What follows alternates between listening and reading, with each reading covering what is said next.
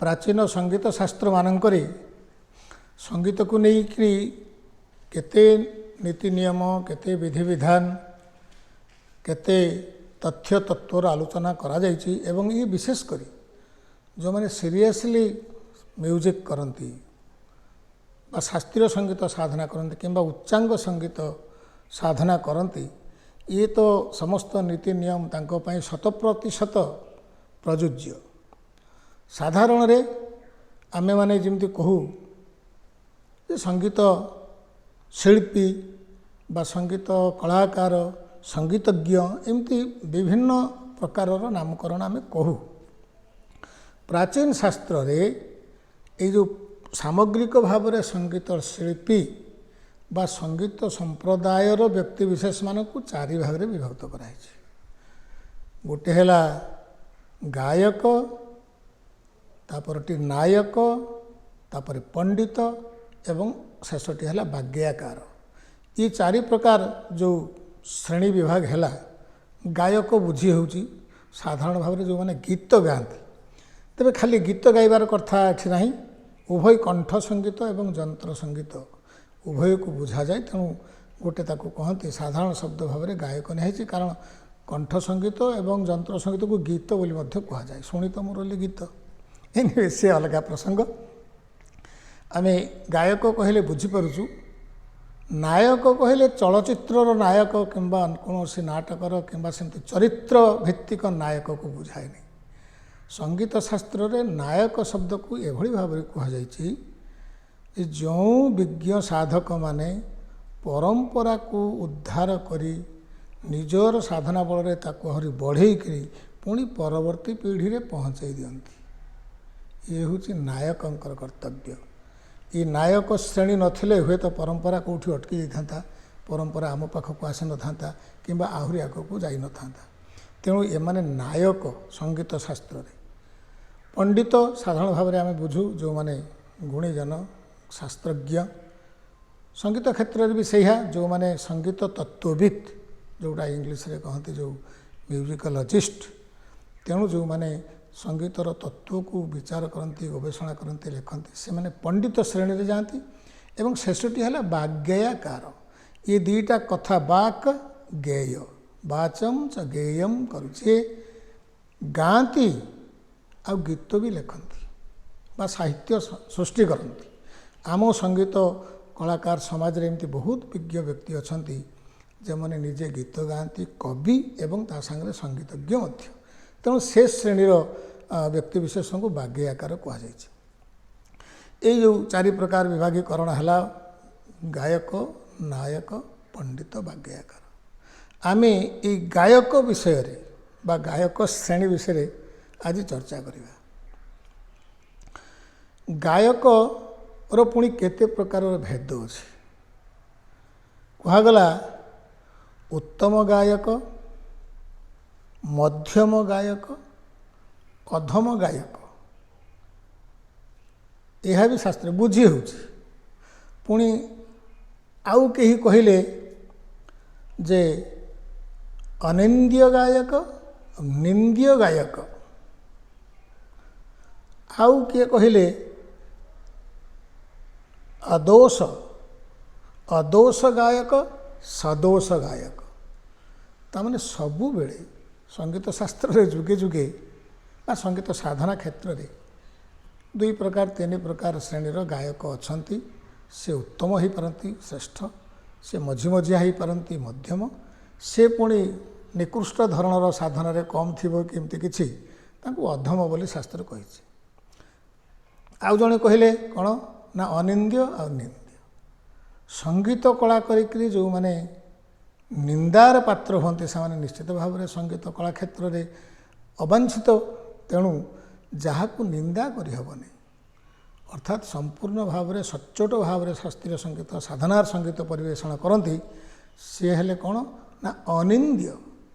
एवं आउ जो माने कामचला संगीत करती शास्त्र क्षेत्र में अन्य किसी दिग को जाऊना साधना नक ठीक भाव में संगीत को उपस्थापन कर सी हेले निंद्य गायक। से भली जड़े कहले जे कौन ना अदोष जो माने संपूर्ण भाव में त्रुटिहीन दोष रहित व्यतिक्रम रहित भाव में संगीत साधना करती एवं परिवेषण करती से हेले अदोष। आउ जो मानकर किछि किछि व्यतिक्रम किछि किछि त्रुटि विच्युति रही जाए सी हेले सदोष, दोष सहित ये दोष बिना, ये भी से गायक मानकर श्रेणी विभाग। तेबे ये जो उत्तम मध्यम अधम बा निंद्य अनिंद्य अदोष सदोष एटा जानिबा केमती, एथिपाई प्राचीन शास्त्र मानकरे गायकर जनरल टर्म रे गायक किंतु उभय संगीत शिल्पी को बुझाए गायकर दोष आ गुण ये गोटे अध्याय अच्छी। आमे से अध्यायटी पाठ पढ़ौलु मु व्यक्तिगत पढ़ौली पिला माने पढ़ती परीक्षा दियंती। ये जो गुण आउ दोष जो मानकर उत्तम गुण अच्छी से निश्चित भाव में उत्तम रे जिवे, किछि किछि उत्तम गुण किछि किछि दोष थिले मध्यम रे जिवे बा संपूर्ण दोषयुक्त गायक होते से अधम रे जिवे। साधारण कथा एथिरे भी सचराचर देखा जाती एते खोजा पड़ो ना शास्त्रीय संगीत क्षेत्र में। तेणु ये जो गुण एवं दोष प्राचीन शास्त्र माने मुझे कहूँ प्राय 1000 वर्ष सहस्राधिक वर्ष तलर कथा आज जाए से आप्त वाक्य ताठारु अधिक संगीत शास्त्र क्षेत्र में साधना क्षेत्र में आम नुआ किसी शब्द जोड़ी पारिबा नहीं। तेणु सेतेबेले आमको एमती कहुला जे जमती जड़े उत्तम गायक हम उत्तम साधक हम तार कौन लक्षण रहा दरकार से गुण रे जाए एवं अन्यान्य जो इतर हम कम हम से कौन दोष रे दोष रे जाए। ये गुण दोष भी आज आते क्या बहुत व्यापक कथा गोटे गोटे गोटे गोटे लाइन रे हुए तो मोर घंटा घंटा क्लास चली जीवो। आज आम से जो गुण आ दोष या भितर गोटे शब्द कथा मुझे आज नेबी ता हूँ सावधान, सेटा गुण रे जाए। अनवधान सेटा दोष रे जाए। जे सावधान होकर गीत गाए से जड़े उत्तम गायक जाती, जे असावधान होकर अनवधान होकर गीत गाए से दोष रे जाती। सावधान कौथिरे संगीत क्षेत्र में निश्चित भाव में स्वर श्रुति राग ताल लय छंद बाणी शैली एवं जहाँ साधनार पराकाष्ठा ए सब सावधानतार सहित करा जाउथिबो ताले से उत्तम गायक हम। एथिरु विच्युत हेले व्यतिक्रम हो गले स्वाभाविक अनवधान असावधानतार चलीज सेटा गोटे दोष हो। तेणु आज मोर आलोचनार उद्देश्य थिला आमे माने ओडिसी संगीत करूचु, आमे माने बहुत गुरु माने आमको केते कथा तांकर नायकत्वपण रे पंडितपण रे बाग्यकारपण रे आनिकी आम पाखे दे जाइछन्ती। आमर दायित्व अच्छी जो माने आमे माने संगीत ओडिसी संगीत शिक्षा दउचु आउ जो माने ओडिसी संगीत शिखुचु ये केमती परवर्ती पीढ़ी की सेमती जीव एवं आहरी समृद्ध होइकी जीव से दायित्व वर्तमान समय आम जो मैंने गाऊचे शिखौचे बा शुणुचे भी। तेणु ये जो जते मु जो कहली असावधानता कथाटा कहीं कहूँ सावधान और अनवधान छोटिया छोटिया उदाहरण मु देवी बड़ बड़ उदाहरण आलोचना करिवार समय ये नुह बा करिबा भी उचित होने अनेक कथा कह जाए सत्यम वदेत प्रियम वदेत भाया कही हुए नहीं अनेक कथा किंतु छोट छोट कथा मु कहबी आमे माने मु कहूची माने मु जहाँ कहबी आम मानकर त्रुटि विषय कहबी मोर मोठू आरंभ करुँच मु जड़े एते योग्य कि श्रेष्ठ कि परम साधक हेबार हुए तो योग्यता अर्जन करिना जो थे मोर भी त्रुटि विच्युति रहे एवं आम गुरु मानकर जो मैंने शिक्षा दौरान रोथब रोची एवं पिला माने भी जो मैंने गाइबा को आसुचंती गाउचंती से अनेक कथा प्रति दृष्टि ठीक भाव में दौना जहाँ कहूली ये विषय अनेक चर्चा करहब एत गभीर को जीवानी आज मु दुई तीन टी कथा मु कहबी जो ସାବଧାନତାରେ ସ୍ୱର ବିଷୟରେ ମୁଁ କହିବି।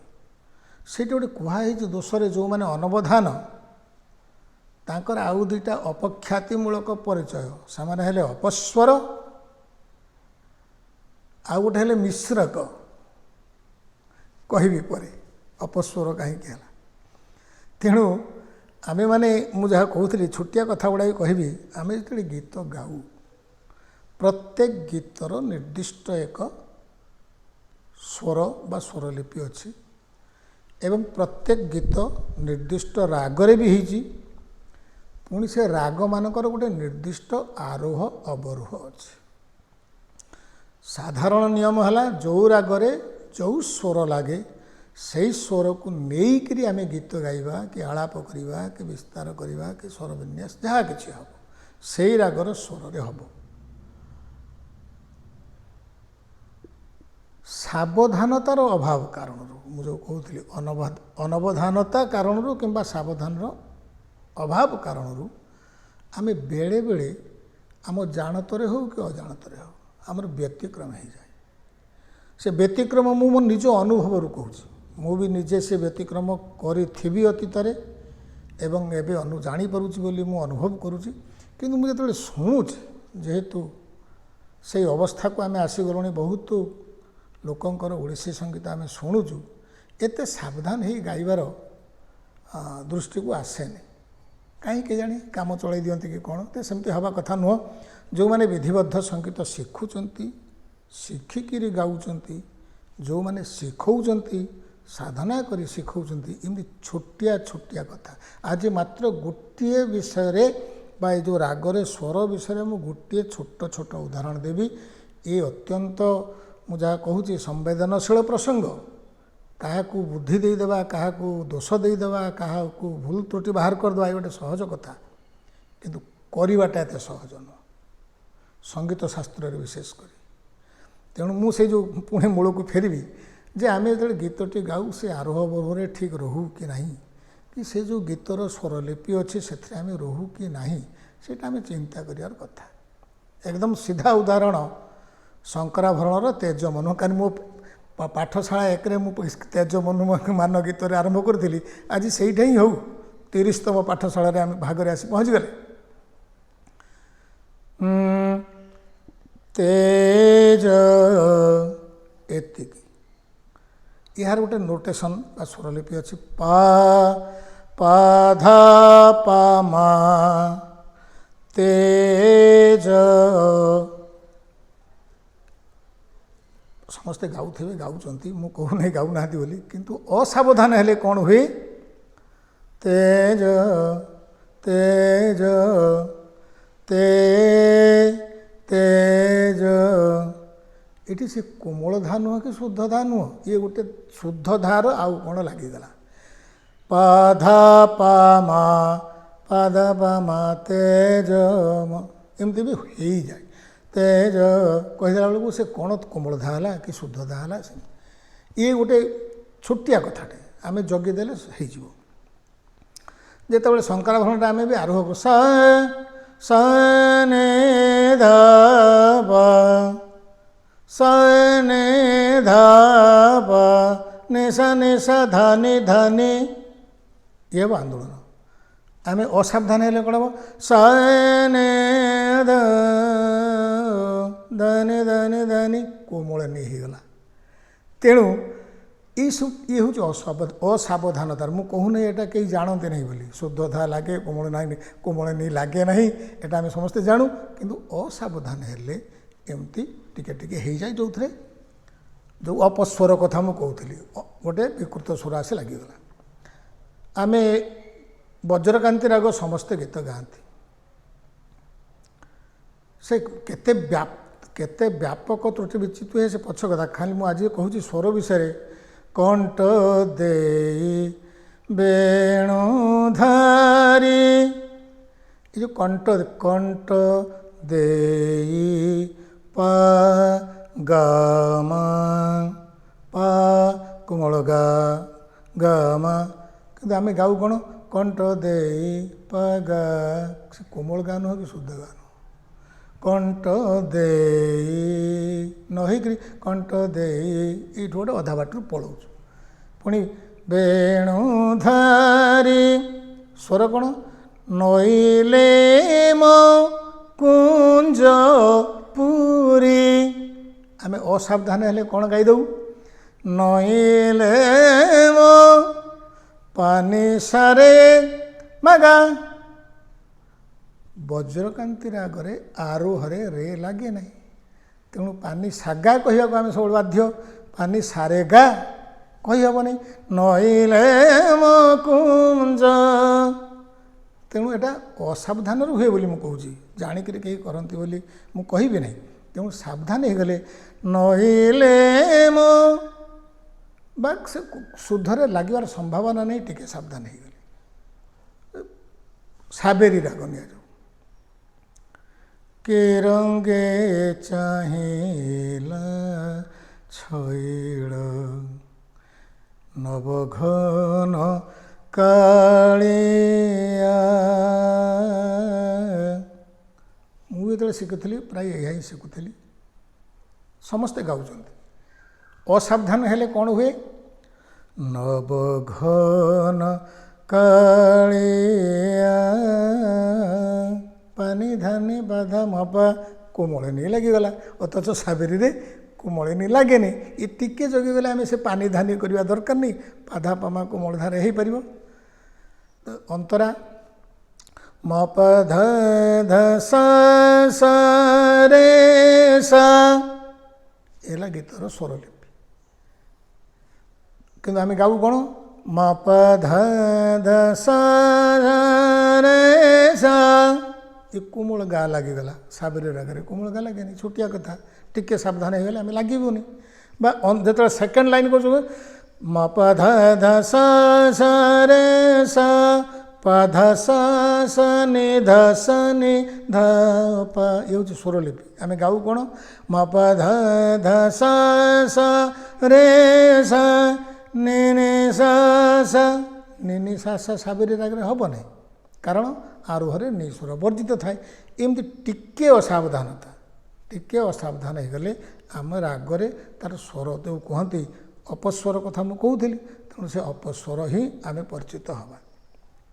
ଏମିତି ବହୁତ ରାଗରେ ଅଛି, ସବୁ ରାଗରେ ମୁଁ ଲକ୍ଷ୍ୟ କରିପାରେ। ଆଶାବରେ ଯେତେ ବହୁତ ଆମେ ଗାଉଛୁ, ମୁଁ କହୁନାହିଁ ଅନ୍ୟମାନେ ଜାଣିନାହାନ୍ତି ବୋଲି, କିନ୍ତୁ ସେଇଟା ମୋର ଅସାବଧାନତା ବୋଲି ମୁଁ ଧରୁଛି। ଯେ ଆମେ ସଙ୍ଗୀତ ଶାସ୍ତ୍ରରେ ମୁଁ କହିଲି ସାବଧାନ ହେବା ଗୋଟେ ଗୁଣରେ ଯାଏ, ଅନବଧାନ ହେବା ଗୋଟେ ଦୋଷରେ ଯାଏ। ଆମେ ତାକୁ ଦୋଷରେ ଯିବାନି, ଉତ୍ତମ ଗାୟକର ପରିଚୟ ଦେବା, ତେଣୁ ନିଶ୍ଚିତ ଭାବରେ ଶୁଦ୍ଧ ଭାବରେ ଗାଇବା। ବାଗେଶ୍ରୀରେ ଡରି ମରୁ ଥାଇ ଯା ଡରି ମରୁ ଧା ଧା ଧା ପାଧା ନେ। ବାଗେଶ୍ରୀରେ ପାଧାନି ହେବାର ସମ୍ଭାବନା ନାହିଁ, ତାକୁ ଅନ୍ୟ ପ୍ରକାରରେ ଆମେ ଡରି ମରୁ ଥାଇ ଡରି ମରୁ ମାଆକୁ ଯାଇ ହେବ। ତେଣୁ ଏମିତି ଛୋଟିଆ ଛୋଟିଆ କଥା ଆଜି ମୁଁ ମାତ୍ର 3-4 ଗୋଟି ରାଗରେ ଦେଲି। ରାଗରେ ଖାଲି ସ୍ୱରର ପ୍ରୟୋଗରେ ସାବଧାନତାର କଥା ନାହିଁ, ରାଗ ଭିତରେ ଆମକୁ କୁହାଯାଇଛି ଯେଉଁ 10 ଲକ୍ଷଣର କଥା କୁହାଯାଇଛି, ସେ 10 ଲକ୍ଷଣ ଭିତରୁ ବାଦୀ ସମ୍ବାଦୀର କଥା କୁହାଯାଇଛି, ଅଳ୍ପତ୍ୱ ବହୁତ୍ୱର କଥା କୁହାଯାଇଛି। ସେସବୁ ନୀତି ନିୟମ ପାଳନ କରିବାର ଆଲୋଚନା କଲେ ସେ ଗୋଟେ ଅନ୍ୟ ଦିଗକୁ ଆମେ ଯିବୁ। କିନ୍ତୁ ମୁଁ ସେଇ ସାବଧାନ ଶବ୍ଦରୁ ଆଜି ନେଇଥିଲି ଯେଉଁ ଉତ୍ତମ ଗାୟକ ଗାୟକ ଶ୍ରେଣୀରୁ, ଆମେମାନେ ଛୋଟିଆ ଛୋଟିଆ କଥାରେ ସାବଧାନ ହେବା ଦରକାର। ଆଉ ସବୁଦିନ ମୁଁ ଯାହା କହେ, ଆମେ ଓଡ଼ିଶୀ ସଙ୍ଗୀତକୁ ଉପର ଠାଉରିଆ ଭାବରେ ନେଇପାରିବା ନାହିଁ।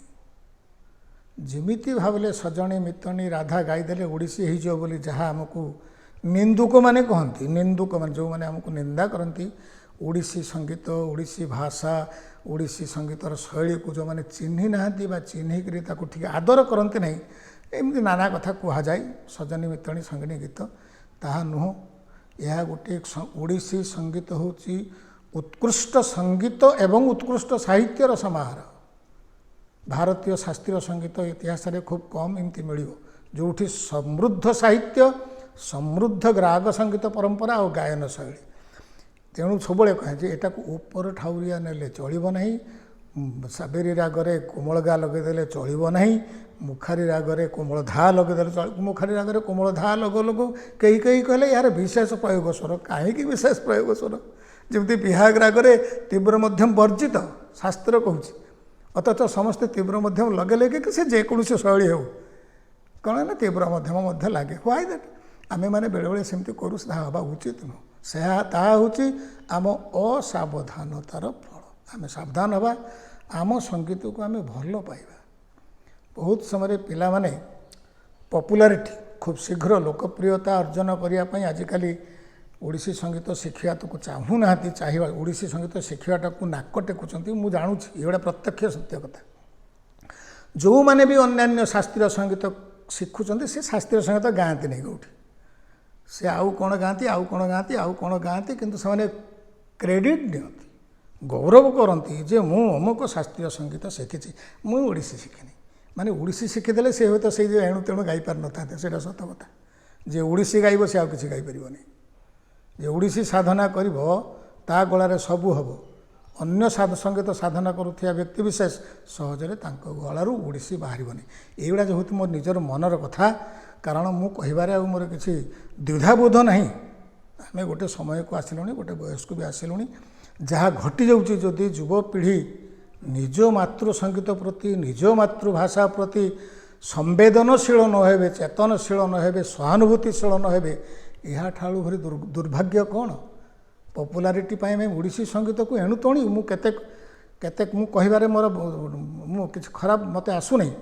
TRP ନାଁରେ ଓଡ଼ିଶୀ ସଙ୍ଗୀତକୁ ବି ପପୁଲାର କରିବା ନାଁରେ ନାନା ପ୍ରକାରର ଉଦ୍ଭଟ ଭାବରେ କିଛି ଚ୍ୟାନେଲରେ ପରିବେଷଣ ହେଉଛି। ଆମ ଛୁଆମାନେ ଯେଉଁମାନେ ବିଧିବଦ୍ଧ ଭାବରେ ଓଡ଼ିଶୀ ସଙ୍ଗୀତ ଶିଖିଛନ୍ତି, ସେ ଯାଇକି ସେଠି ନଖରାମି କରି ଓଡ଼ିଶୀ ସଙ୍ଗୀତ ଗାଉଛନ୍ତି। ଯେଉଁ ଗୋଟିଏ ଗୀତକୁ ଆମ ଗୁରୁ ପରମ୍ପରା ଜୀବନବ୍ୟାପୀ ସାଧନା କରି ତାକୁ ବଞ୍ଚେଇ ଆମକୁ ଶୁଣେଇ ଯାଇଥିଲେ, ଆମେ ତାକୁ ଉଠେଇକରି ସେଇଥିରେ ଆମେ ପେଟ ପୋଷି ହେଉଛୁ, ତାକୁ ଏଇ ପିଲାମାନେ ଶସ୍ତା ମନୋବୃତ୍ତି ନେଇକରି ତାକୁ ଏଣୁ ତେଣୁ ଭଙ୍ଗ କରି ଓଡ଼ିଶୀ ଗୀତ ସେ ଗୀତ ଗାଉଛନ୍ତି। ମୁଁ ଉଦାହରଣ ଦେଉନାହିଁ, ବାଧିବ, ଯଦି ବି କାହାକୁ ବାଧୁଥାଏ ମୋତେ କ୍ଷମା କରିବେ। ନିଜ ମାତୃଭାଷା ପ୍ରତି, ନିଜ ମାତୃ ସଙ୍ଗୀତ ପ୍ରତି ଆମେମାନେ ସଚେତନ ରହିବା ଦରକାର। ଧନ୍ୟବାଦ।